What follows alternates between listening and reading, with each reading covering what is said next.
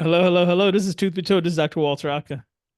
Hey, and this is your boy, Roy Horton. It's been too long, man. I feel It, like our hiatus has been forever. well, yeah, yeah. I mean, but you were doing some big things. You were trying to finish up with your residency. You were Yes, finishing up sir. with your master's program. So we've had a lot. We've had a lot of a time break, a little bit of a pause, but I think we're coming back pretty strong with this one.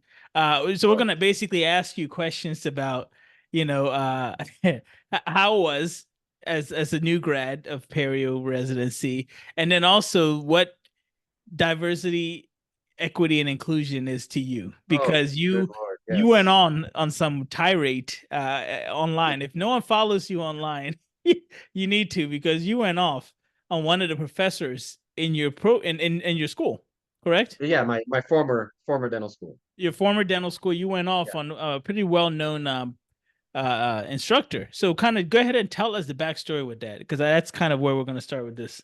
Yes, yes. So let's do the quick and dirty version. So this is a well-known professor, older generation, I would say maybe a generation and a half to close to two behind me, right? Or So what, behind us. 70s? Yeah, probably, Okay. probably late 70s or so. Okay. And this is the odd part. I only ever had great experiences with him, but I've known a number of people that felt like he was singling them out and being unfairly harsh towards them. And so I was kind of like, I'm just going to judge for myself. My experiences haven't been that bad. But, when enough people from different years, all people of color, have the same exact story, you have to start paying attention, right? Because this isn't Okay. just like one cohort that Right. felt they were wronged and they chose to call it discrimination. But then my man wrote this article that was published in the Journal of Dental Education. And there's a couple of lines that stood out. This is a quick one sentence or two sentences that I'm going to read out and we can dissect. So this is an op-ed that he wrote that got published. I don't know how. One of the lines says, equity, diversity, and inclusion issues have tightened their grip on governance, right? Now, the title of this article is, Will Disruptors Bring Down the House in Dental Education? So this is doom and gloom. We've got disruptors that are just bringing down the house, destroying, leveling out what we've known obviously has been so great. Well, because Okay. it's make dental education great again, Exactly. right? He Right. wants to go back to the time where it was a bunch of guys smoking cigarettes in a room, talking about how patients are going to get their tooth taken out without any kind of scientific basis behind it.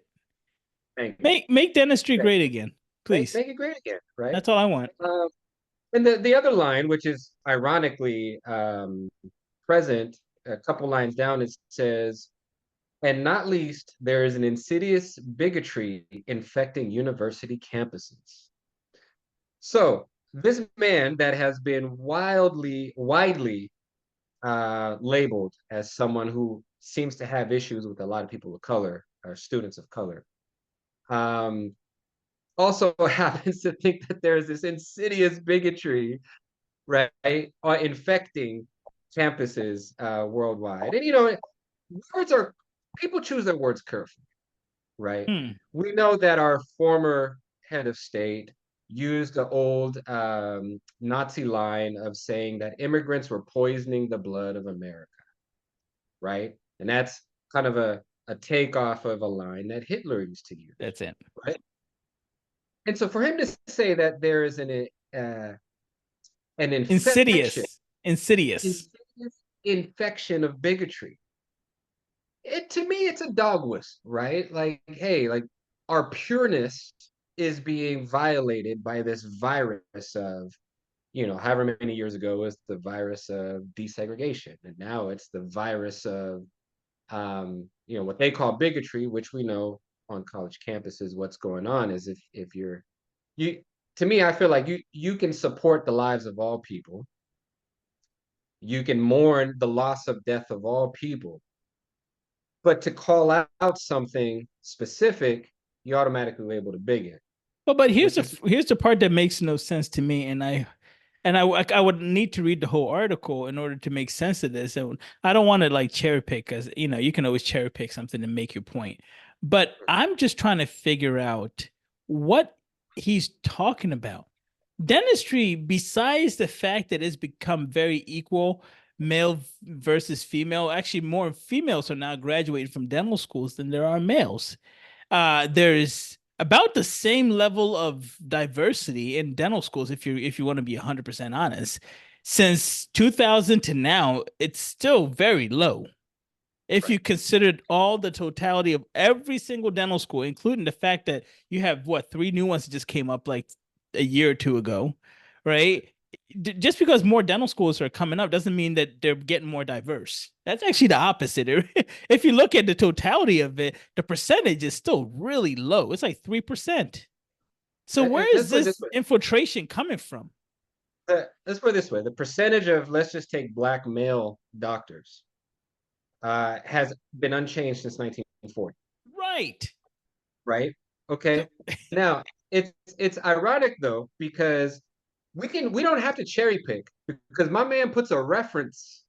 Okay, there's a superscript oh, with a okay. number Okay. directly to a reference. Uh-huh. And this reference is to an article. Let me look at the article here. The article is diversity, equity, and inclusion in the boardroom. An inclusive campus community must include trustees of diverse backgrounds. So I clicked on it and I was like, well, he's saying there's something insidious going on, Mm-hmm. gripping the Mm-hmm. government. There must be something nefarious in this article. Mm-hmm. This article talks about how in most boardrooms, the board of trustees is has a very low historical amount of women.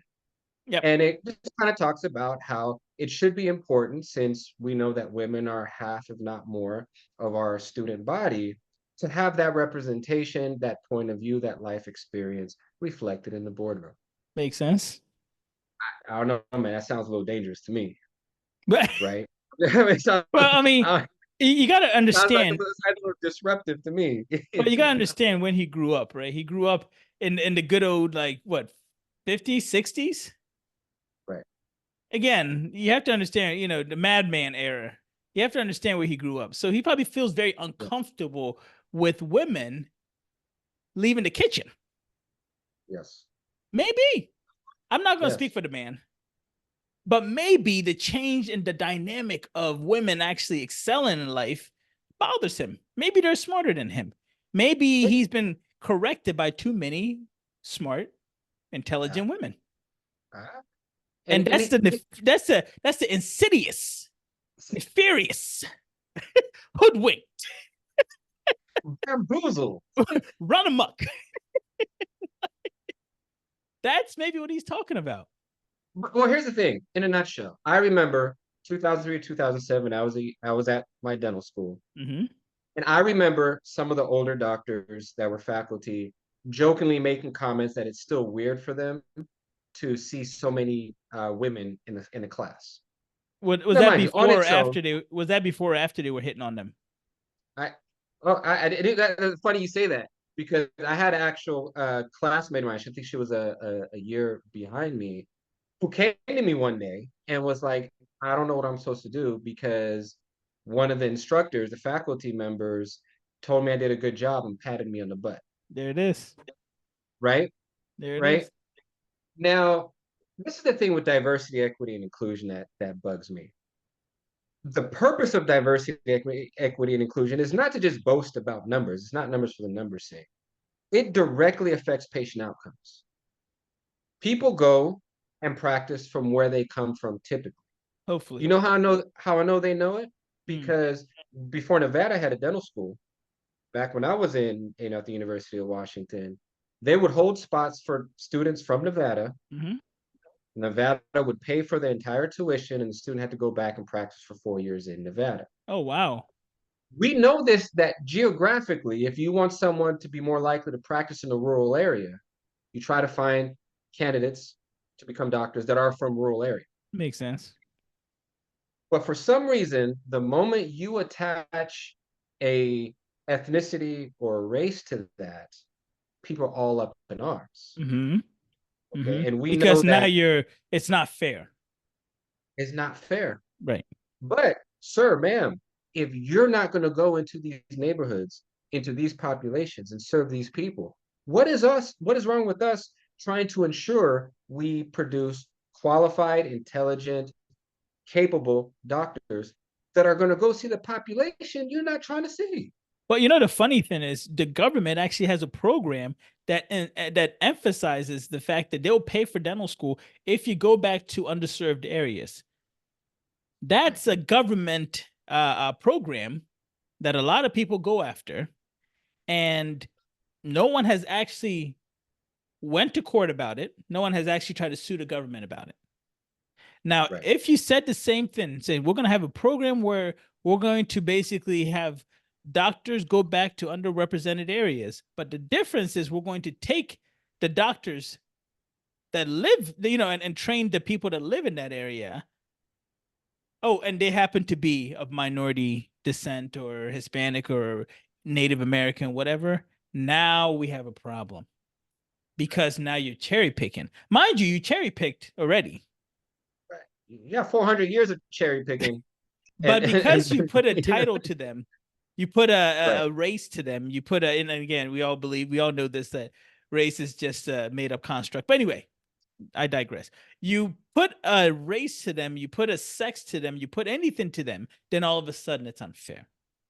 right, But I just think that it's the mindset of the people who feel attacked, feel that their position in life is changing, right, right? If you were always well off, your family was always well off, and somebody comes and outdoes your family's business, and now you're not as well off, you're going to look at them and say they did something wrong. They could have right, worked harder than you. They could have done it incredibly well or better than you, better customer service, but you never look at that. You automatically right. assume that they're doing something nefarious, and I'm going to keep using that word until it gets old to me. So people, you have to understand that people will always find when their status or position is either affected or threatened, they feel some kind of way.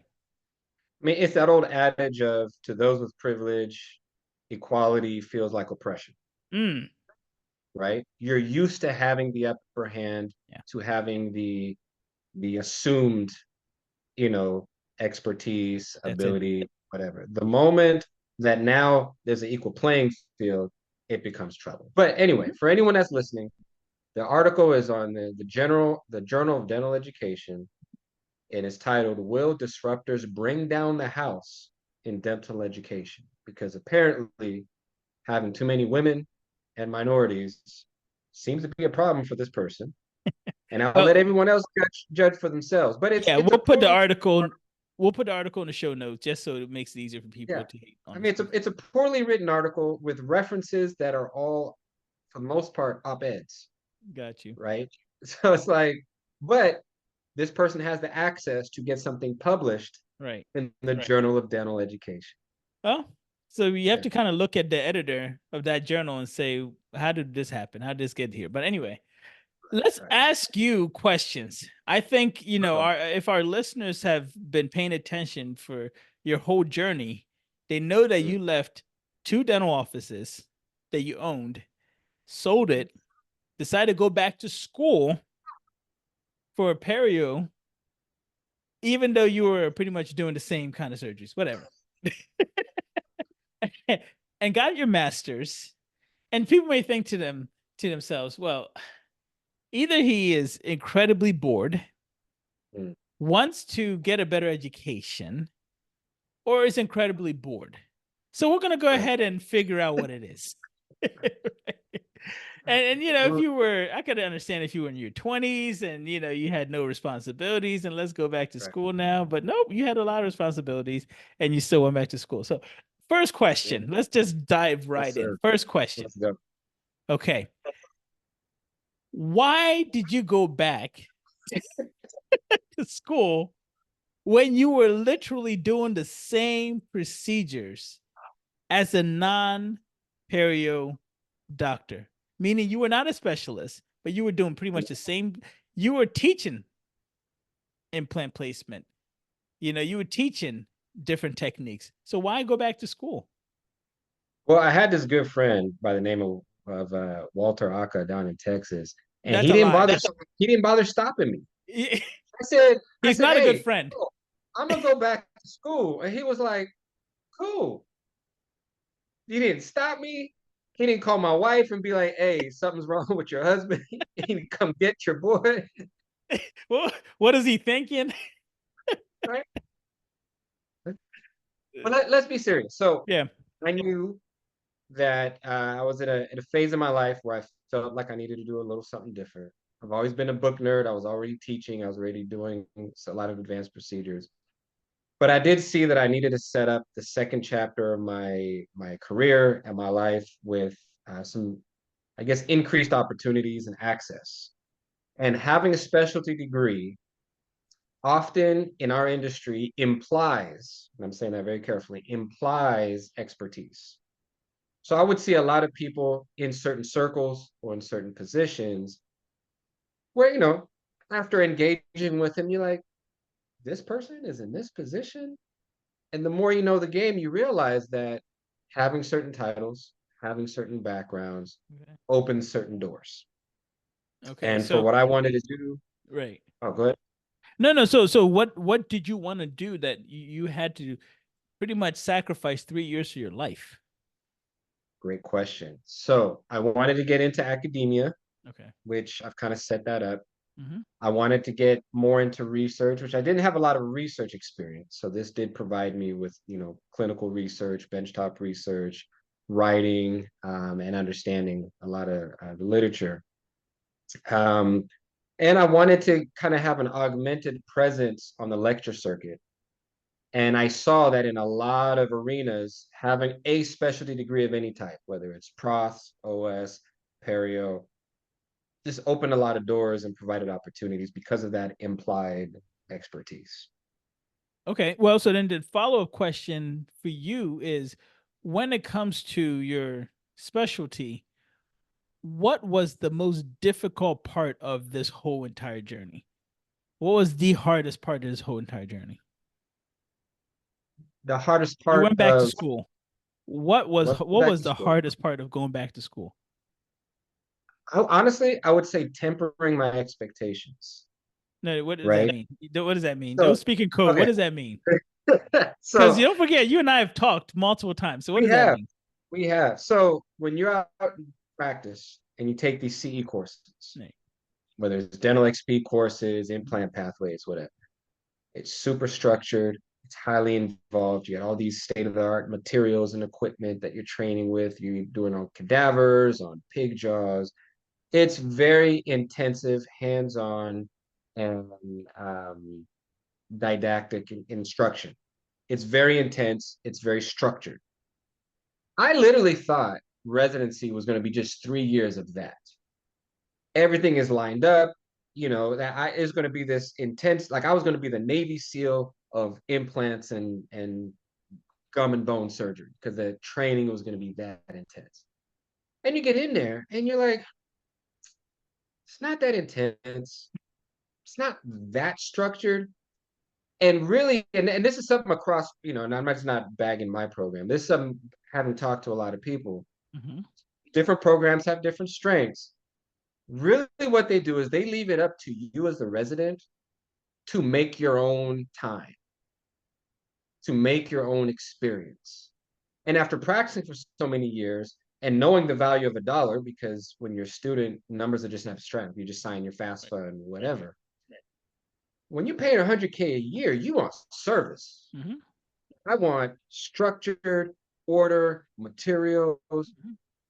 I was had to temper my expectations. The first year was very difficult for me because I thought I was getting $100,000 worth of game. What do you think you ended But up getting? if I'd put a dollar amount on it, I need you to. I would probably say this was maybe a 25K a year endeavor. Okay. Not primarily because what I found, and this was across many programs that I've been a part of, or it's two different dental schools I've been to. Mhm. Institutions run very admin heavy, and everyone has their job and their ladder they're trying to climb. And often teaching you, it may be kind of a side project, Hmm. you know. And so they'll give you Okay. the tools per se, they'll give you access, but it's really up to you. And I think a lot of people, for example, how many students graduating today complaining how they haven't done a real molar endo, Right. very minimal surgery. Right. Staff is spread thin because a lot of schools are understaffed. Right. So there's a lot of institutional problems. So this is not to blame any one Right. person per se, That's but okay. there's institutional barriers to really getting your money's worth at a university, at most universities. Okay. Well, Um, then the follow-up question is, did you learn anything that you didn't know going in? You came out, you're done now. Besides research, you're done now. Did you learn anything different? I did. I'll be honest, I did. Um, I did a lot more intricate soft tissue surgery than I had exposure to as a general dentist. Um, my surgical skills were primarily based around taking teeth out and putting implants in, Right. whereas my skill set for saving teeth, my ideology for saving teeth has definitely, grown and evolved. Okay. So I did learn some stuff. You know, this program was very beneficial, as most programs are, for someone who just graduated dental school, because you really don't know anything. You haven't really done anything. And so I think for me, I was under the impression I would be able to tailor my time given my experience. But what they don't tell you is that CODA, which is the governing body of all, Hmm. dental schools or doctoral programs, part of their rules are that the experience for every resident and or student has to be highly comparable to each other. So they every time I said, "Hey, can I do this or can I do that?" Since I have got this experience, it was often met with, "We'd love to, but we really can't do something for you that we're not doing for other people because we have to provide a comparable education to everybody." So you Uh, felt like held back. I did to a large degree. Yeah. Yeah, Okay. So do you think that, whenever you're coming right out of school, a lot of people come out of dental school and they go into the specialty. They go into their specialty, right? Do you think that they are doing themselves any service by doing that? Or do you think they should have a year or two of actual real life experience before you go into a specialty? bro. Well, you hit that nail on the head. That question tells so much because you worked as a Yep. GP for what, a I year or worked as two, a right? GP and then I went back Yeah, in.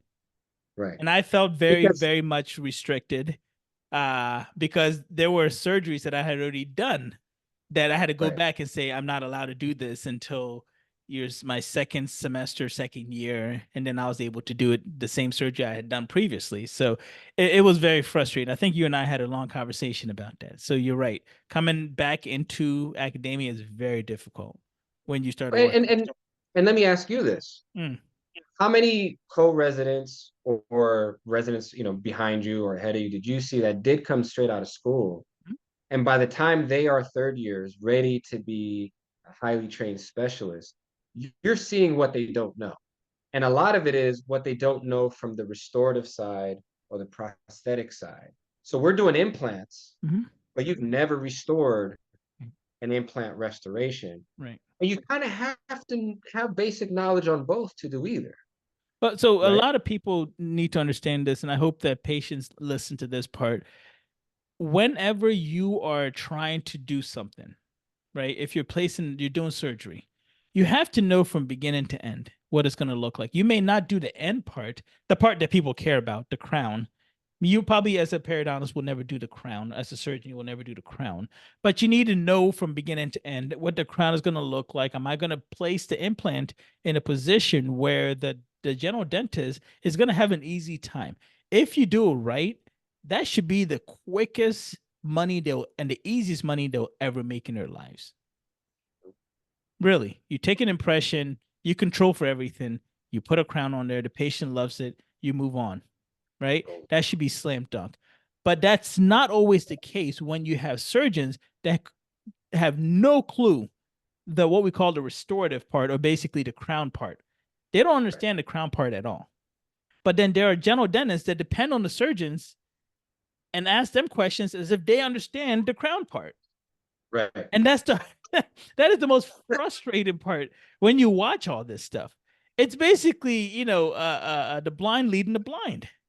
Yes. And patients are the ones stuck in the middle thinking that they have two experts. Right.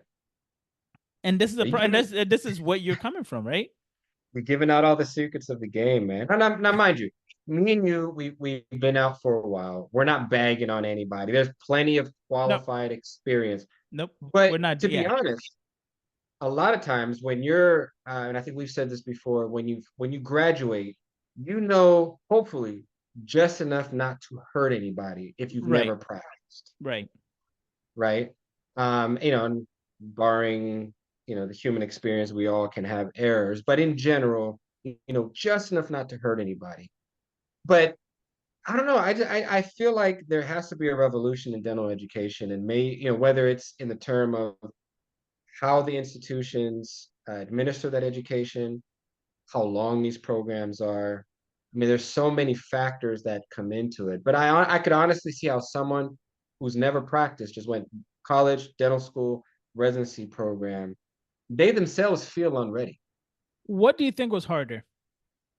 Dental school, finishing that, or finishing residency? For me, it was dental school Right. because I had no background Right. with No, this. I want you to pause on that. I want people to understand. They think that that residency, because they see all these medical shows, and they're Right, like, right, "Oh my god, they get no sleep." And I slept better as a resident than I did in dental school.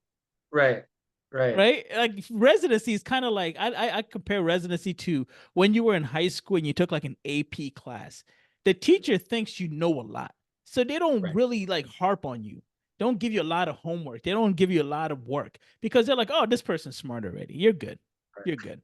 That's basic. No, and I I was so mad when I was in high school because I didn't take any of those AP sections. I was like, well, once I had my friends in like the regular classes, and then when right, I finally took an AP bio class, half of the time we were there for 5 days, maybe 2 or 3 days.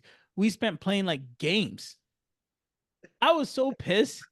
I swear I was so pissed. I was like, why didn't I do this since ninth grade? Why did I wait until my senior year? Because I don't do nothing. I didn't do anything, bro. Like it was, it did. They would say, "Oh, by the way, we this Friday we have a test on this. Memorize it." Oh, okay. right, It was right, easy. I right. literally didn't do anything. Because they expected us to basically be on that next level. And the funny thing is, whenever you go from this, I want people to imagine this. You're a student one day. You're a dental student one day. You graduate May 30th, 31st, whatever. June 1st, you're now a resident. And the same dental students that you just graduated with now see you as the expert.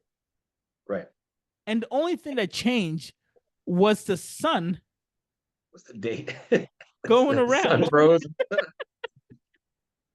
for 20 for 24 hours. Right, No, right. this is how nuts it is when you talk like this. When you think about what really happened, you went from one day you're a student trying to get signed out of school to now Mhm. being the expert. And it was funny to watch because literally the same instructors that were teaching you one day are now asking you questions about your specialty, Right. and they listen to you. It's bonkers to me. I remember just Yeah. going there and going like, "You talking to me? Oh yeah, Dr. Ak is here for the." I'm like, Oh, yeah, yeah, yeah, yeah, yeah. That's right. That's right. What do you That need? that is me, What do you Dr. need? Aka. And you know how like you're not used to that. You're not used to being called doctor because you were a student. They'll say Right, student doctor just to make you feel better. But then I remember going up to the undergrad. I call it undergrad because dental students, and oh, Doctor Ak is here. Okay, wait, what's going on? Oh, Dr. Aka, we want you to look at this patient to see how their perio is. Okay, okay, okay. Now, okay, okay. Let me get that probe. Let me get that. Yeah, yeah, you're good. What did you get? What did you get? That's what I got. I concur, Good right? job. Yeah. What do I do? Oh, I need to sign. I need to sign something. Okay, okay. You're good. You're very good. All of a sudden, I have authority. Mind you, I hadn't learned anything. Right, And there are a few specialists that truly you don't learn anything until you get into it. Ortho. right, Tell me if I'm wrong. Ortho. Perio. It's almost like a guarded secret until you get into the program. right. You learn just enough, just the bare minimum for you to either say you don't want to do it or you really want to do it. Yeah, Right? Ortho, perio, endo. I feel like those three are the guarded secret, programs where you just know just the bare minimum. right, And then once you get in, all of a sudden you're in this like, this club and you're special now. right. And I don't know what happened besides the sun went around the earth. That's it. Uh, yeah, yeah. And it's the I think the one of the things that bothered me this whole 3 years was there is, and almost, 20 minutes ago we were talking about the implied expertise, Mm-hmm. right? As to why I went back. But you really do have to be self-driven, which I get it. And a lot of institutions might choose residents during their interview process that they feel they can just leave on their own and they'll figure it out. There is some teaching, some instruction for sure. But I really feel like we owe it to our patients to be highly engaged instructors. And if it was just perio, I could say that. But when I talk to the other specialties, whether it's ortho, whether it's pros, to our medical colleagues, right, who just get thrown into the hospital and all of a sudden they're the attending resident or whatever the term is, there is a lot of, well, the whole, what is it? See one, do one, teach one. Oh, I call it fake it till you make it. Yeah, that is, but that's a Yeah, medical saying that's it. that highlights the limited amount of actual personal one-on-one instruction that you That's it. get compared to what you thought you would have get. Right. You see your fellow resident do something once, Mm-hmm. you're expected to do it, and That's now it. you're expected to teach it to your next resident, which That's I it. fundamentally have a problem with that. And it was highlighted by the fact that in this private CE world, that's not how it's done. Oh, you're doing things 3 or 4 different ways on pig jaws, on these lifelike models that have sinuses and sinus membranes built in. You're sitting on a bench top. When I did my training at the Zimmer Institute, we literally placed 50 implants in all different ways on these really lifelike models, right? Now, mind you, that's not doing it on a human, Right. but the level of creativity and the level of materials and resources we had to practice the ergonomics, the steps, the drilling sequences so many times before we could transfer that to a human was, man, I felt that was an amazing experience that I had at the Zimmer Institute, right? Well, okay, so then Um, here's a fair follow-up question. That's not every CE though. no, Right? That you don't spend that much and you're not that meticulous about whatever it is that you're taking because a lot of dentists, a lot of people in general now don't have patience to do 50 implants before they touch a patient. Tell me if I'm wrong. right. No, that's true. I Right. mean, that's part of the American, culture That's is it. experience, right? But they're out there, Yeah. when you're looking at continuums, whether you're looking at, week-long master's courses, they're out there. And that's what I thought I was getting for 3 years. Mm-hmm. I thought I was buying a 3-year intensive, Right. you know, um, on par with all the other programs that I see. My program, I think we were strong in our literature Mm-hmm. review Mm-hmm. compared to some of my friends at other schools. did great on my in-service exams, passed the written part of my boards. It was a breeze. So we were heavy on that. Um, and I definitely got a good literature base out of that. But I think, especially since I'm going into academia, I've got a list, an actual list in my notes app of things that I want to do different Okay. and hold myself accountable to as a professor. Um, Okay. and I think it's paramount. Let me ask you this question, and this is something that I want you to be as honest as you can. And again, I'm going to say this because you're kind of biased, right? Because you did your master's, you worked on your research, you got it published, okay?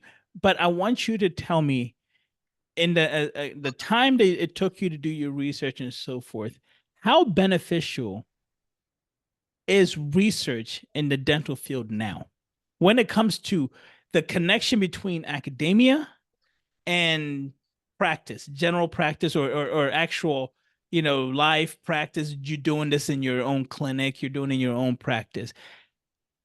How do we even connect the two? And is it even something that's even connectable, right? Meaning, do people look at the research and then say, okay, I'm going to change my practice based on that? Is that Right. realistic, really? Um, I can tell you my evolution No, no, no, when no. I I was want you to tell me what's yeah, really happening. Because remember, you're yeah. biased, right? You're biased. You I did a I beautiful, research and everything, but is this practical for people to actually use and implement in their own practice? uh yes, it is. Okay. Um, the caveat to that is Hmm. I feel like in my evolution, I think exemplifies this. When you're young, you don't care about the research. Right. A young graduating dentist cares about someone that's charismatic telling them how to do something. Okay. Because you're young, you're hungry, you just want to do this crazy stuff, this amazing Right. stuff that you. So I mean, you're not caring about the research. You want someone to teach you have to give you the instruction booklet of Right. step eight. How do I just do it? Right. When you get older, you start valuing the science that says, okay, this is why we use this material. This is the benefits of it.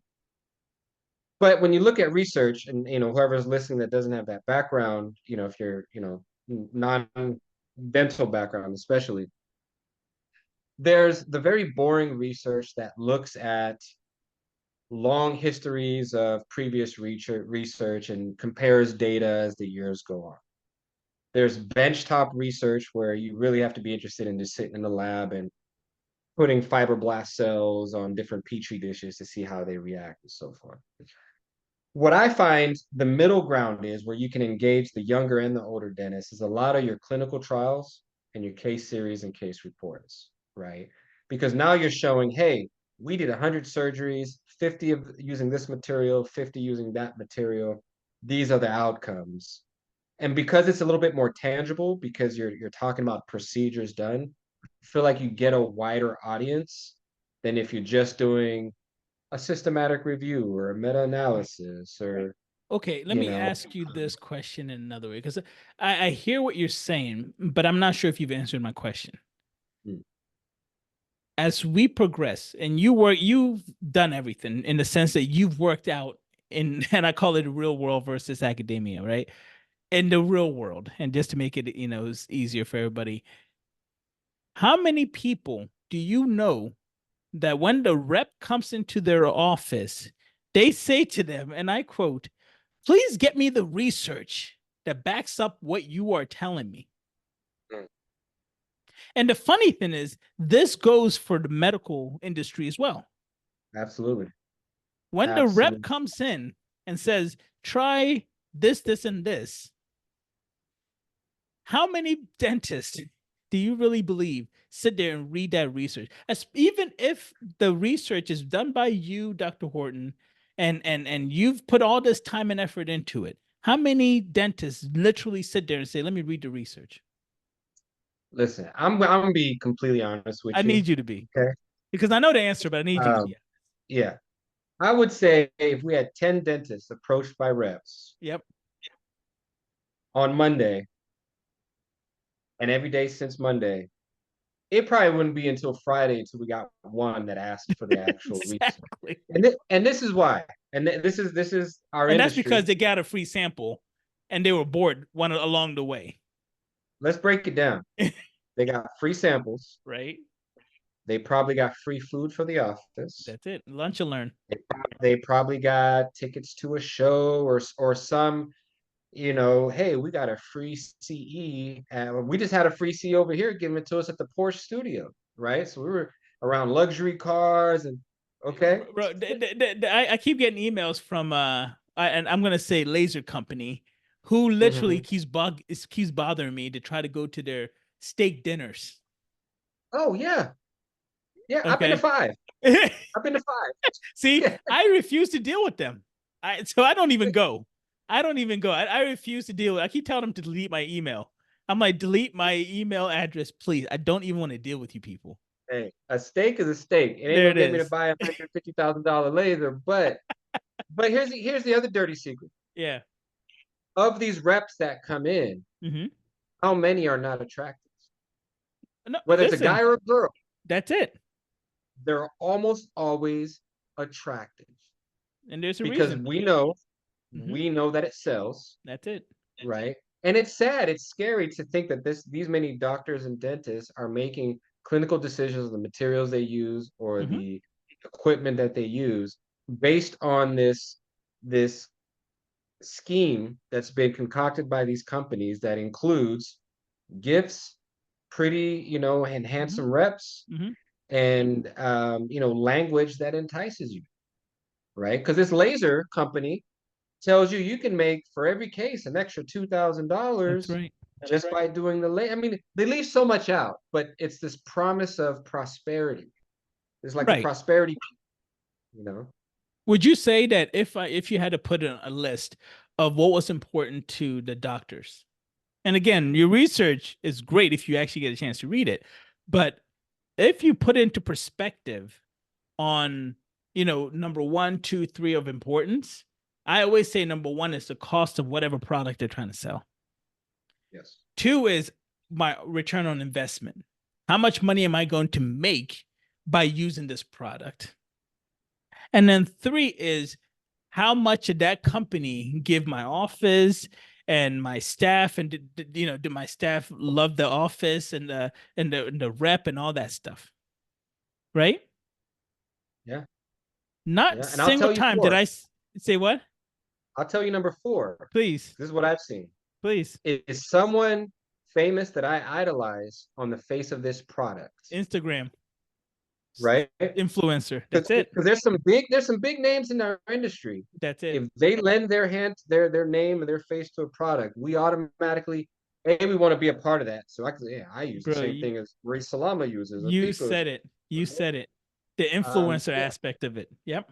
yes, Yeah. yes, So and that's the part that bothers me, and that's why I honestly don't understand why people push for research so much, because it's not making it out into the general public.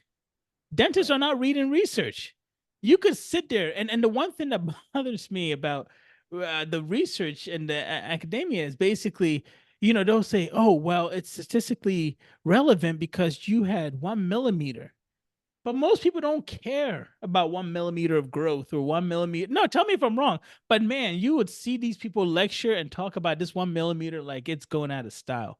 Like they right, just found the next coming of Jesus based on right, this, and it's amazing to me. And but most people, there's no way to connect it to reality and say, does my patient really care about this right, 1 millimeter? right. Oh yeah, what the patient does care about is you expressing that whatever it is you're offering as a treatment option is the best possible option, provides the best results.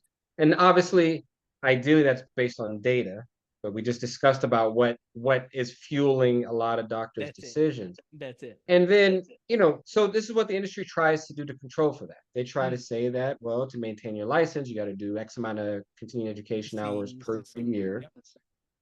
And I'm in the education game. And I tell you, one of the biggest fights that I have, and anyone watching this that has been on the opposite end of a snarky email thread with me or a snarky text thread, whether it's my lectures Hmm. or when I'm in positions to control who lectures on the program, Hmm. you have to come with your lecture objectives and a Hmm. list of references. Hmm. There are so many companies that will come to me and say, hey, I've got such and such speaker. We want to sponsor, be a sponsor in this event. We want an hour lecture for CE. Hmm. Oh, okay. Cool. Let's see the speaker proposal. Let's see the references. Let's see the material that's going to be used as a basis. Oh, well, this patient just talks, or this speaker talks from their life experience of working so many years. And I'm like, no, that's not going to cut it. Because if you're going to be under my umbrella, I understand we have to live in a world where we're sponsored by big companies. I need a speaker that's more than just someone that is on your payroll. I need them to come with facts, data, comparisons, something that's literature based. But in a lot of arenas, that doesn't. No one is holding that standard in a lot of arenas, and you've seen it. You've been in lectures where you're just like, this whole thing's an infomercial. Well, This that's is not worth. I'll take the CE, but this right. was an infomercial. But that's a lot of dentistry, man. That's a Yeah, lot of dentistry. I don't. I'm trying to figure out a time where I've gone to a lecture that was not sponsored by somebody to basically push something that sponsor is basically trying to sell.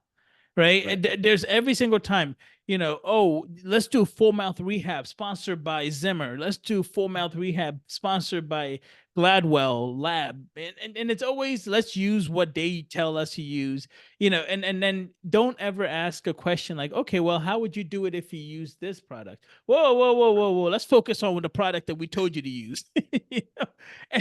As if there's no other Security, ways. security, blue shirt, Right. all that, get them out of here. If there's no other way of doing the same thing, right? And so, Right. that's why for me, I wanted to ask you these questions because the frustration is you do all these things in residency. You Mhm. get your master's, you do all this stuff. And to be honest with you, it doesn't mean anything because, and I'm not saying that to be disrespectful to you whatsoever, No, that, no, 100%, yeah. but it doesn't mean anything because you're not reaching the patients because there's a doctor in between that could care less about the research, could care less Yes. about what's factual. They care about what spoke to their heart. They care Right. more about like how charismatic the speaker was. They care more about who is buying them this and that. So I said this, and I've said this before to other people. I don't know when this happened in dentistry, but evidence-based dentistry means nothing anymore. And that's my opinion. Yeah. And here's the thing. So we've said all this, but to any patients, that are listening, Please. there are great, studious, dedicated, diligent doctors that do pursue. Absolutely. But this is the thing. It's not the majority. Right. And what I've seen is I would rather see now that I've gone through all this, when I look if I need a procedure done and whatever, when I look at the person's website or their profile, I don't care how many memberships they have to this association and that association and whatever. Now I know from what I've seen, I want to see what study clubs you're a member of Hmm. because very few doctors are consistent members of study clubs, and it's often the small local study clubs that tend to have the strongest adherence to some type of truism in what we do. Okay. Big organizations, they got their corporate sponsors and their corporate I see. roundtables, Yeah. but your small local study Hmm. club of periodontists or general dentists, sometimes it might be 10 or 15 people, but they tend to be more focused on really perfecting the science or at least understanding the science behind their craft. So I'd probably at this point be more impressed by a study club reference on someone's bio versus, American Medical Association, American Dental Association. Like that But doesn't now, don't. impress me. Okay. Well, and we're gonna end it here. But what about the whole influencer aspect of dentistry now? Because a lot of people have become influencers, and I believe that patients see that, right? They use social media to find their providers. I was listening to an NPR, and I love NPR, by the way. So if you hate NPR, you can go to hell. Uh, anybody listening, come at me with NPR. I swear to God, I'm coming at you. I listened to all their podcasts, and actually, it was today. They were talking about how social media has increased the amount or the number of therapists. Mm, So now therapists are actually leaving their jobs and becoming influencers and talking and teaching people therapy through that. So you'll have right. people that have 5 million followers. There's an English lady that had like 5 million followers on TikTok. And all she does is talk about like, therapy stuff. I mean, I don't know, like their feelings or whatever. Maybe I don't know what therapy stuff it really is, but I know what I had to go through when I went through therapy. But it wasn't that excited. I don't know how she Right. has 500 million, 5 million people listen to that. But anyway, you know, but that's the and the funny thing is she said that she actually makes more money being an influencer because now she gets speaking engagements. Mind you, she didn't do any research. She gets speaking engagements. She wrote a book. Mm, Mind you, still no research.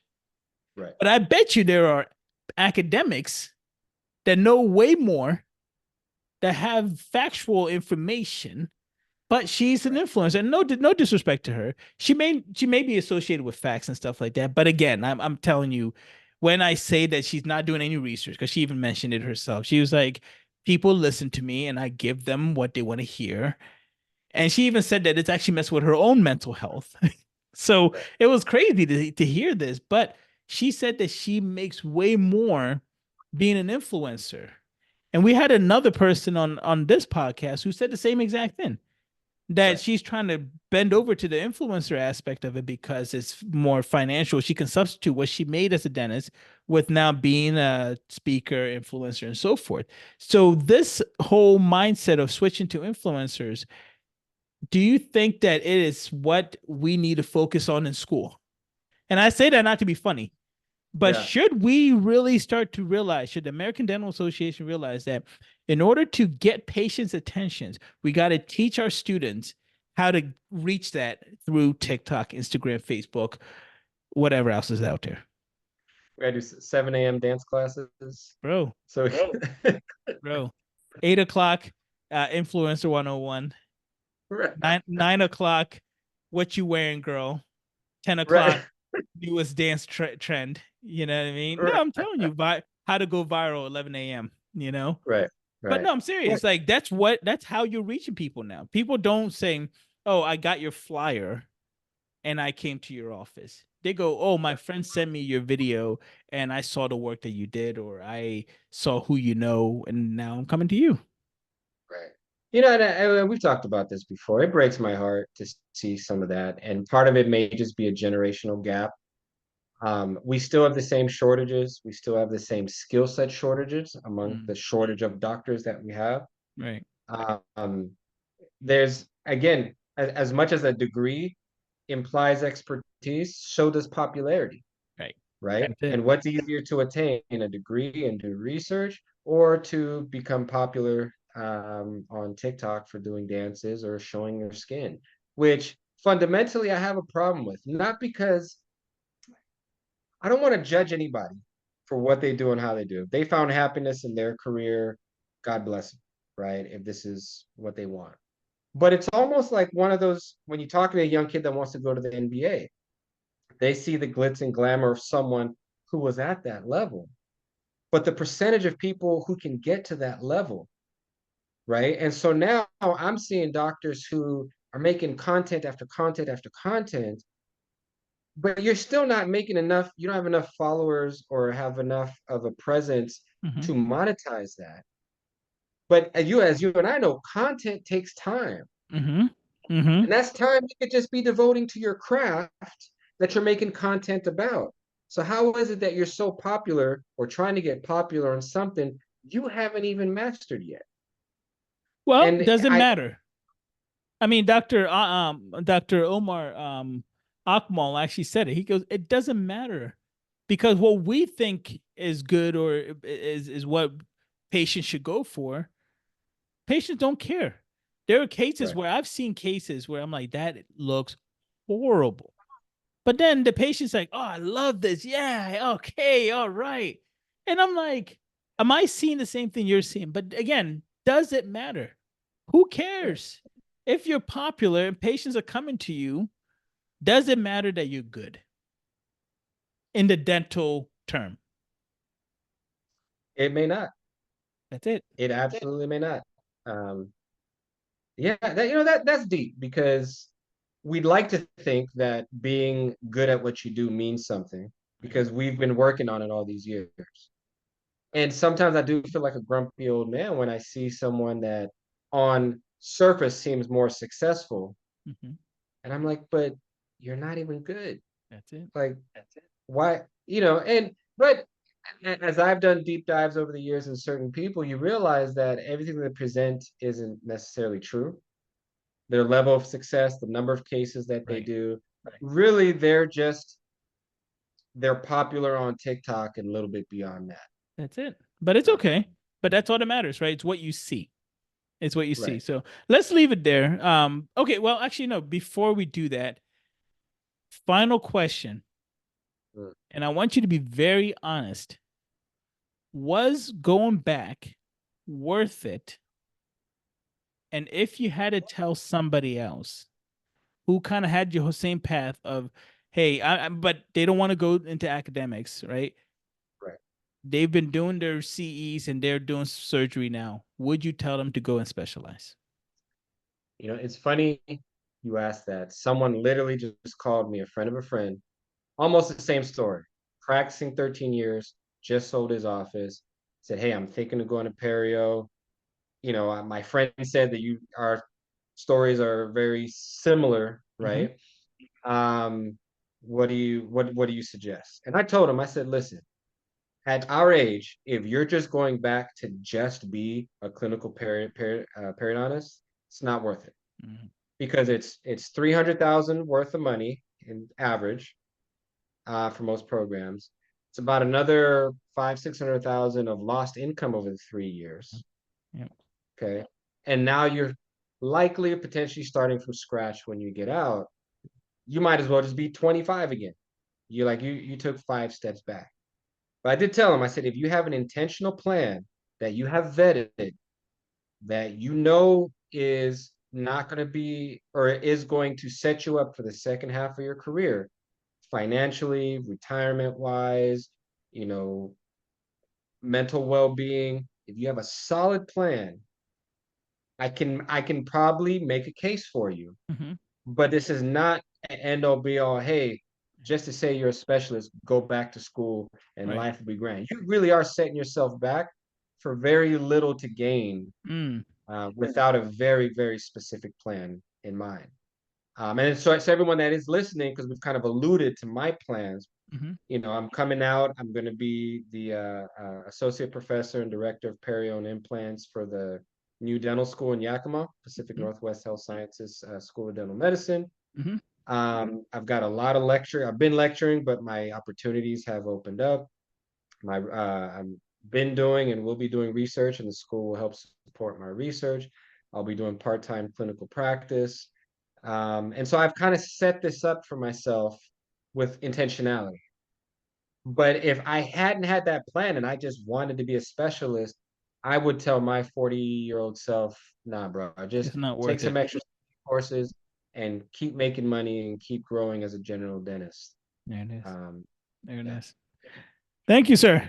This was your time to absolutely, be bro. on the hot seat, so we appreciate it. We'll come back and we're gonna come back with brand new stuff. I think it was good to take a little Yes, break. So you're it gonna have a was. And little don't forget, July, Caesar's Palace, right. me and Walter. It's going to be such a great debate. I'm looking forward to it because this is one of those things where, although we've joked and I've made funny videos and you've made funny videos against each other, we really want to drive a more intelligent conversation Yep. that is putting facts against facts. Everybody walks away learning from, and we're hoping to contribute positively Yeah. to our industry and to the conversations that happen regarding treatment modalities. So And don't and for any. Oh, go ahead. And I was gonna say, and you best believe that everything's gonna be research based. So we're not gonna just be going off of what we wish and hope. It's Right. gonna be, let me actually back up what I'm saying with literature. So that's something that we, I don't. We talked about this, and we have to hone in on that. And so every single slide of mine has, references, citations for research. So we need to know Yes, y'all. that. He finally opened those books that are behind him. Oh man, He no, finally, it's been listen. 20 years, but he finally opened some of those books. I had a okay, chapter 2. It's like someone needs to dust this goddamn place. So, no, but it should be a good time though, man. It should be fun. Yeah, we'll come back. And for people that I know we've been, you've been listening and you see random people coming in and out, but most of the time it's just if somebody has an idea or want to talk about something, consider this to be your dental therapy. Okay. If anybody wants to come on and just talk about anything, we are more than happy to just listen. We're kind of like the Joe Rogan of I guess dental podcast because we just have random people coming on talk about all kinds Right. of craziness. You know what I mean? The only thing we Yes. don't have is Cat Williams coming on yet. But if I can figure a way to get Cat Williams coming on, I swear to God, I would. Let me send that email. That would. Yeah. Let me tell you, he'll tell us all kinds of. Let me tell you something about he'd be like GB Black was fake, and I think he was gay. I'm like, oh God damn it! Oh no, you didn't, Cat. No, you did not. They're listening. Anyway, let me let you guys go. Thank you so much for listening. Right. We appreciate your patience and we appreciate you guys continue to listen. We will have little breaks here and there because it is the summer and we, we want to enjoy ourselves. This man just finished with 3 years of good times. And I Yes, can sir. guarantee you he probably wants to spend time with his family. Is your son graduated valedictorian? Yeah, Congratulations you on saw that. I that. saw Yeah, that. thank you. He's smarter Thank you. than you. We can see that. Very much so. He got it from his mother. It's okay. Right. That's what I'm hoping. I'll defer to that. That's what I'm hoping with my girls. But yeah, man, honestly, congratulations on all the success and everything that you've done, Thank you. bro. Definitely appreciate you for everything, man. And yeah, so we'll Thank we'll come back and forth and we'll get this done. We'll try to be consistent, but please understand that it is the summer and we have plans and we have other things we gotta do. But we Yes. also, if something breaks or something finds out, you'll best believe we'll get on here and talk our mess. We shall. Yes, sir. All right, man. We'll talk later. All right, brother. All right. Thank you for listening to this episode of Truth Be Told. The opinions on this episode are just that, our opinions. Please consult your dental professional before taking any action with your dental health. If you have any questions about anything you heard on this episode, please contact us at Real Dentist with an S. That's REAL Dentist with an S at gmail.com. We will be very happy to return any message that we receive because we love the communication that we have with our listeners.